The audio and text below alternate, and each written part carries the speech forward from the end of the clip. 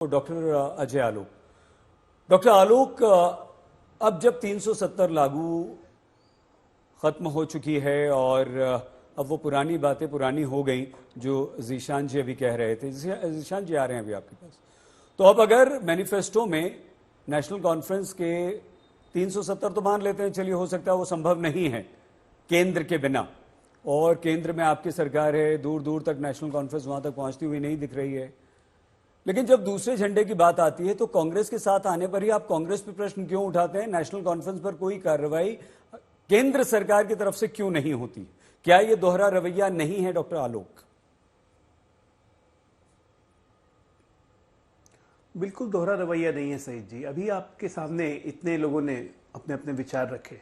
मैं दो तीन आपको शब्द याद दिलाता हूं। ओमर अब्दुल्ला कहते हैं हमारी हुकूमत जब यहां आएगी, हुकूमत, लोकतंत्र में हुकूमत जब आएगी हमारे यहां। इनके खड़गे कहते हैं, राष्ट्रीय प्रेसिडेंट, कि कश्मीर पे कब्जा हो जाएगा तो हम पूरे देश पे कब्जा कर लेंगे। यह भाषा पाकिस्तान की होती थी 1965 की जंग में, 71 की जंग में भी, कारगिल की जंग में, कि कश्मीर पे कब्जा होगा तो हिंदुस्तान पे कब्जा हो जाएगा। बोलते बोलते अभी आपके सामने अखिलेश जी कह गए स्टेक होल्डर, जो कि पाकिस्तान भी है। हम तो पाकिस्तान को स्टेक होल्डर नहीं मानते हैं। उमर अब्दुल्ला कहते हैं कि पीओके कभी भी पाकिस्तान से नहीं ले सकते हो, ये उसका है। उमर अब्दुल्ला कहते हैं कि पीओके पाकिस्तान का है। हम नहीं मानते हैं। उमर, पीओके हमारा हिस्सा है और हम लेके रहेंगे, इसलिए विधानसभा की सीट भी छोड़िए और पीओके हम लेके रहेंगे। आपके कहने से कि वो पाकिस्तान का है, पाकिस्तान का नहीं हो जाता है। 1948 में ही ले लेते अगर नेहरू जी ने सेना को नहीं रोका होता तो, पहली बात।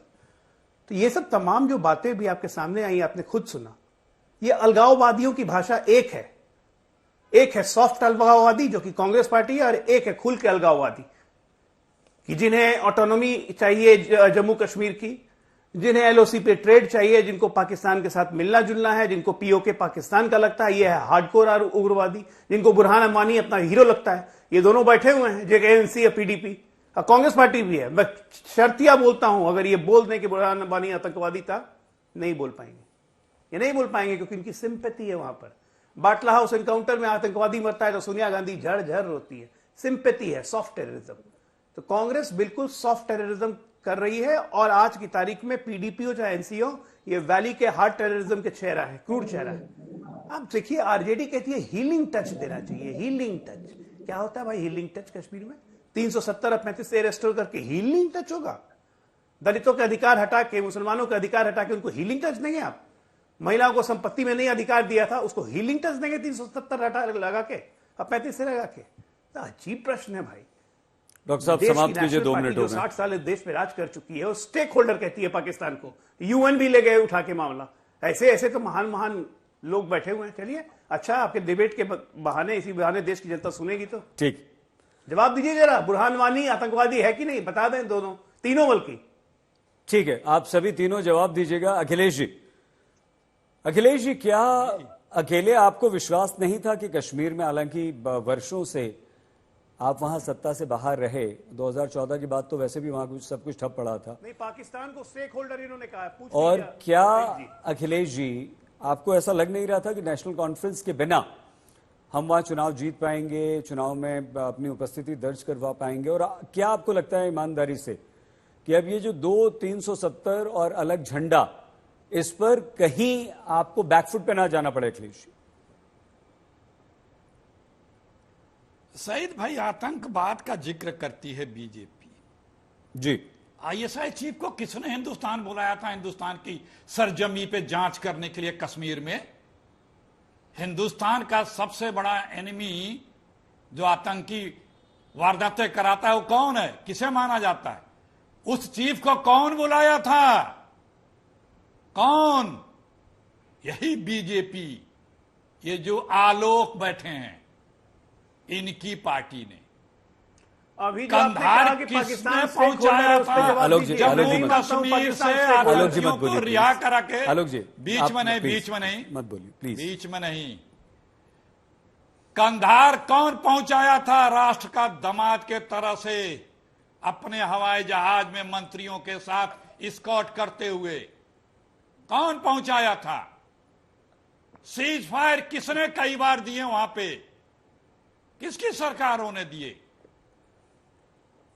19 मोदी जी के प्रधानमंत्री तीसरी बार बनने के बाद 19 आतंकी हमले हुए हैं। 19 मात्र 2 महीने से भी कम।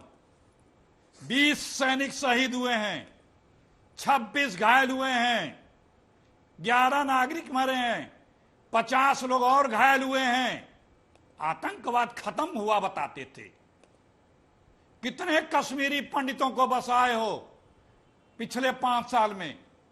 एक प्रदेश को केंद्र शासित बनाते हो, केंद्र शासित प्रदेश बनता है, लेकिन प्रदेश को केंद्र शासित बना देंगे। कहेंगे कि कब पूर्ण राज्य का दर्जा दे रहे हो? कहे थे हम दे देंगे, कब दे रहे हो? इन सब का जवाब नहीं है शहीद भाई बीजेपी के पास कश्मीर में बोलने बताने के लिए। ठीक है सर। इसीलिए तो लोकसभा में इनको कैंडिडेट नहीं मिले। इनके अपने सांसदों ने लड़ने से सर मना कर समाप्त दिया। कीजिए अखिलेश जी। कैलाश रेंज से आर्मी किसने विड्रॉ की? चेक पोस्ट हमारे किसने छोड़े? इनके बीजेपी के सांसद बताते हैं। ठीक है सर, दोबारा आता हूं। 2 मिनट। कैसे घुटने टेक रही है इनकी बीजेपी की सरकार। ठीक ठीक। और अपनी सरकार से नाराज होकर के बस, उन्होंने बीजेपी सिंबल पर चुनाव लड़ना मना कर दिया। ठीक है सर। तौसीफ शाह जी, तौसीफ शाह जी, क्या कश्मीरी पंडितों के लिए आपके पास कोई प्लान है? क्या आपको नहीं लगता कि आपके उन भाइयों को जो कश्मीर छोड़ गए हैं, जिनका घर बार वहां पर है, उन्हें वापस लाया जाए? क्या इस बार के चुनाव में आपके लिए कोई प्लान, कोई आपके एजेंडे में वो हैं बेचारे या नहीं?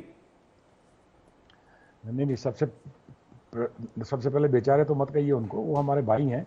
नहीं, इसलिए कि बेचारे यहाँ दिल्ली में शरणार्थी कैंप्स में पड़े हुए हैं सर। अपना घर बार वहाँ सब अच्छा मैं खासा है। मानता हूँ कि शरणार्थी हैं, बट स्टिल हमारा जो हमारी ये प्रेसिडेंट साहिबा ने जो आज अपना इलेक्शन मैनिफेस्टो जो उन्होंने बाहर निकाला है, उसमें 3rd या 4था या 5वां पॉइंट ये है कि हमने कश्मीरी पंडित के जैसे भी पॉसिबल हो, हर मुमकिन तरीके से घर वापसी करने की कोशिश करनी है, जैसे भी पॉसिबल हो।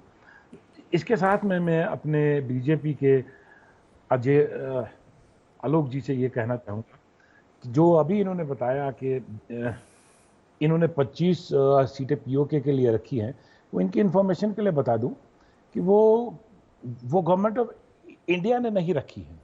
वो जब यहाँ पर 53 की जो यहाँ पर आपने 47 में जो आर्टिकल 370 दिया था, जो बेसिक स्टार्टिंग आर्टिकल 370 था, 75 वाला नहीं।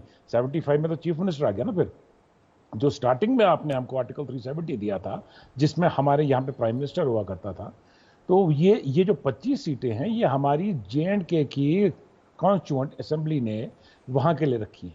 हमने जो इंस्ट्रूमेंट ऑफ एक्सेशन आपके साथ साइन किया था, उसमें आपने ये वादा किया था कि हम आपकी पूरी टेरिटरी को गार्ड करेंगे, मगर आप गार्ड नहीं कर पाए।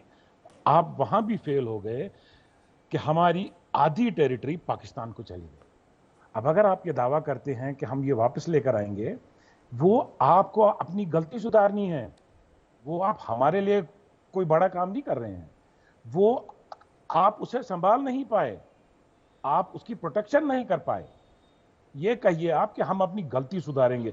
ये वैसे आप शो कर रहे हैं कि जैसे जम्मू कश्मीर के ऊपर आप कोई मेहरबानी कर रहे हैं। ये पहली बात। दूसरी बात, जो आपने just give me one moment sir please. जैसे हमारे आलोक जी ने जब डिबेट स्टार्ट किया, तो इन्होंने डिबेट में पहले बोला कि नेशनल कॉन्फ्रेंस और हमारी PDP जो तंजीमें हैं, ये वहां पर कम्युनल पॉलिटिक्स कर रही, ये ऐसे कर रही हैं। तो मैं इनको एक चीज बोलना चाहता हूं कि ये आज अमित शाह जी ने जो 10 सवाल नेशनल कॉन्फ्रेंस, वैसे मुझे नेशनल कॉन्फ्रेंस और कांग्रेस के अलायंस पर बात नहीं करनी चाहिए, बट मैं ये जवाब इनको दे रहा हूं बाइसती की, जो इन्होंने बोला कि ये 2 तंजीमें यहां पर कम्युनल पॉलिटिक्स कर रही हैं। नंबर 6 पर जो इन्होंने, नंबर 7 पर जो मिस्टर अमित शाह जी ने हमारे माननीय होम मिनिस्टर साहब ने जो सवाल किया है इस अलायंस से, वो ये है कि रीनेमिंग शंकराचार्य हिल्स एंड हारी पर्वत hills with Islamic names. What do you mean, sir, by this Islamic names? Is there any Islamic name or a Hindu name?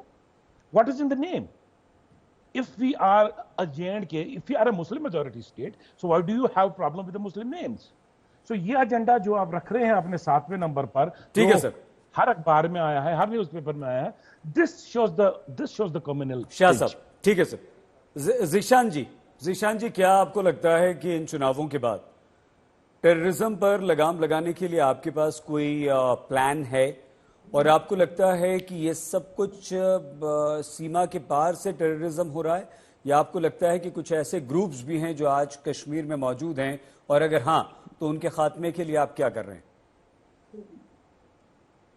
देखिए, पहले तो मैं ये कहूंगा कि भारतीय जनता पार्टी ने जिस तरीके से पिछले 10 साल के कार्यकाल में, और खासकर जब 5 अगस्त 2019 का जब एब्रोगेशन आर्टिकल 370 का हुआ, और अमित शाह जी ने on the floor of the house he said कि 370 was the root cause of terrorism in Jammu and Kashmir, और उसके बाद भी जम्मू कश्मीर के अंदर जो हालात बने और जिस तरीके से हमारे नौजवान शहीद हुए, हमारे आर्मी के जवान शहीद हुए, और पिछले 2 महीने से अगर आप देख रहे हैं जम्मू प्रोविंस जो इलाका जात हमारी सरकारों की कोशिशों के बावजूद जो है, हमने उन दिन इलाका जात को टेररिज्म फ्री किया था, उन इलाका जात के अंदर भी जो है आज आपको ये टेररिस्ट एक्टिविटीज दिखाई दे रही। तो गवर्नमेंट ऑफ इंडिया के जो प्लान्स थे जम्मू कश्मीर के लिए, और जिस तरीके से उन्होंने एक देश के सामने एक बात रखी और ये कहा कि 370 को हम इसलिए हटा रहे हैं कि हम टेररिज्म मुक्त जम्मू कश्मीर करना चाहते हैं, जो मैं समझता हूं कि आज तक वो नहीं कर पाए। मेरा 370 और अमित शाह जी के बात करने का मैं ये मकसद ये है कि 370 और टेररिज्म का आपस में कोई लेना देना नहीं था। तो ये बात देश को भी समझ लेनी चाहिए कि भारतीय जनता पार्टी ने जो बात देश के सामने रखी 5 अगस्त 2019 को, वो बात सरासर झूठ थी, और अमित शाह जी को एक्सेप्ट करना चाहिए कि वो हमसे बहुत बड़ी भूल हुई थी कि 370 और आतंकवाद का आपस में कोई लेना देना नहीं है। 370 का जो फैसला इन्होंने किया वो जम्मू कश्मीर के अवाम को कुचल के किया, हमारे इमोशंस को कुचल के किया, हमसे पूछ के नहीं किया गया, और उसी का रेफरेंडम जो है वो आप देखेंगे आने वाले चुनाव के अंदर। और आने वाले चुनाव में जब भी यहाँ पे चुनाव, जब 18 को या 25 को, जब 4 को गिनती होगी, आप देखेंगे एक रेफरेंडम निकल के आएगा, ठीक है, भारतीय जनता पार्टी के खिलाफ होगा। ठीक है राणा साहब।